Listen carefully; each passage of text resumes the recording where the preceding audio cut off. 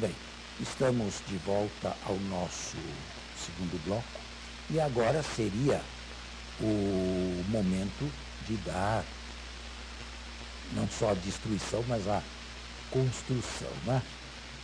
Jesus foi chamado de comilão e beberrão ao longo da sua vida pública e disto não se pode duvidar historicamente. Jesus jamais recusou convite para almoçar ou cear com quem quer que fosse.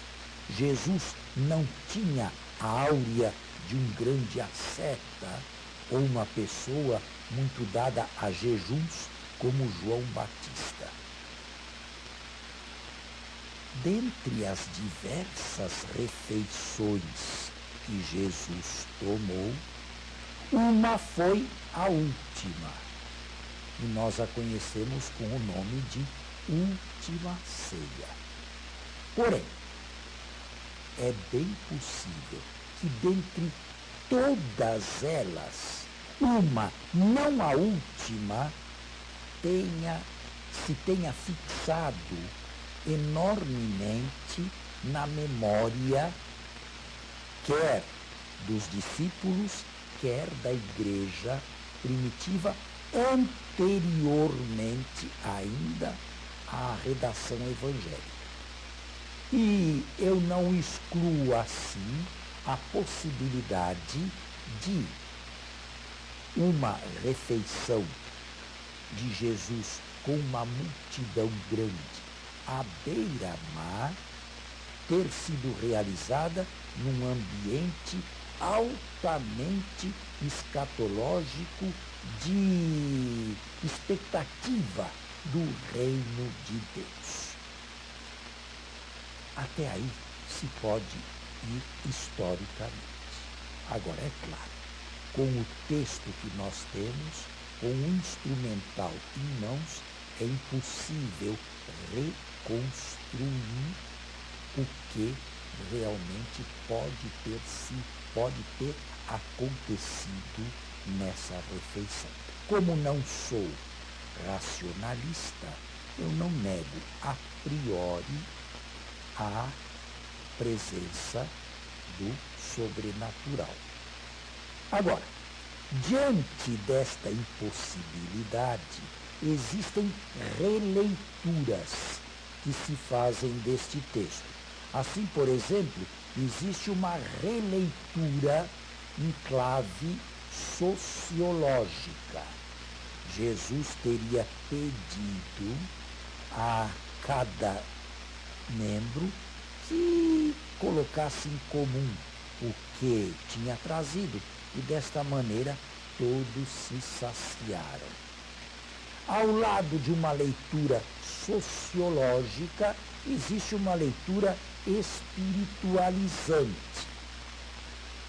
O pão que interessa a Jesus é, na verdade, o pão da palavra de Deus, que os homens não se podem dar. Existem leituras psicológicas. Na verdade, eu não desqualifico nenhuma delas. Porém, eu não acredito que o evangelista ou os evangelistas tenham pensado em algo do ponto de vista sociológico ou solidário ou mesmo espiritual ou psicológico.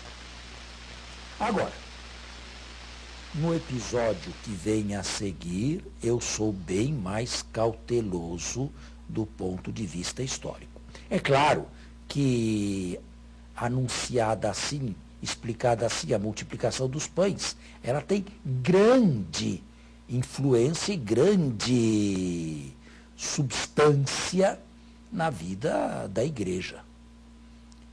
A igreja sempre leu e releu este texto com óleos eucarísticos. E eu disse que motivos eucarísticos de uma última ceia vieram parar aqui também. Ou seja, aquela refeição toda especial, recebeu na tradição oral, ainda pré-evangélica, uma conotação ou um colorido eucarístico. E eu acredito piamente que as comunidades cristãs das origens, e de Mateus em particular, estivessem muito mais preocupadas com a Eucaristia do que com a possibilidade do simples milagre pelo gosto do maravilhoso, do espetacular ou do extraordinário. Vamos ao segundo episódio, que acontece no texto unido ao primeiro. Logo em seguida, forçou os discípulos a embarcar e aguardá-lo na outra margem, até que ele despedisse as multidões. Tendo-as despedido, subiu ao monte, a fim de orar, a sós.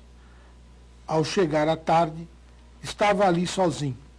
O barco, porém, já estava a uma distância de muitos estádios da terra, agitado pelas ondas, pois o vento era contrário. Mas atenção, não se diz que os discípulos corriam perigo. Não é como na tempestade apaziguada com um barco já se enchendo de água. Apenas um vento contrário e uma remagem difícil. Isto deve ser bem detectado.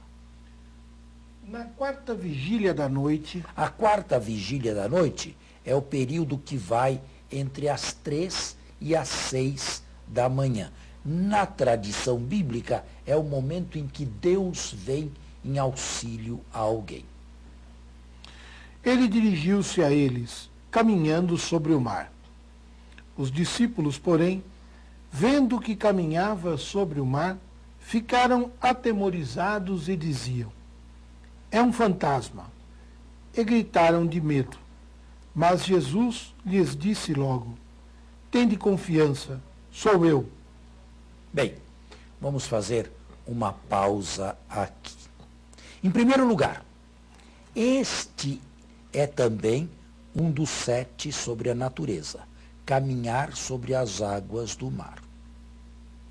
Deve ser entendido o texto como caminhando mesmo, e não uma espécie de erro óptico dos discípulos que o viram caminhar pela praia e imaginaram que estivesse caminhando sobre as águas. Não, o texto diz que estava caminhando sobre as águas. Deve ser tomado ao pé da letra.